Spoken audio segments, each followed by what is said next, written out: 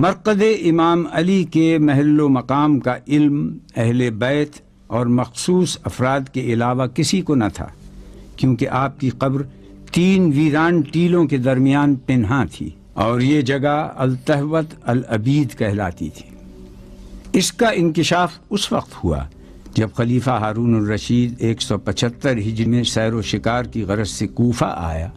اس نے چند ہرن دیکھے تو ان کے پیچھے باز اور شکاری کتے چھوڑے، مگر وہ یہ دیکھ کر حیرت میں رہ گیا کہ جب شکاری کتے اور باز ہرنوں کا پیچھا کرتے ہوئے ایک ٹیلے پر چڑھ جاتے ہیں تو پھر نہ باز جھپٹتے ہیں اور نہ شکاری کتے آگے بڑھتے ہیں۔ خلیفہ نے ایک شخص کو بلا کر پوچھا کہ یہ کون سی جگہ ہے؟ اس نے کہا یہ امیر المومنین علی ابن ابی طالب کا مدفن ہے۔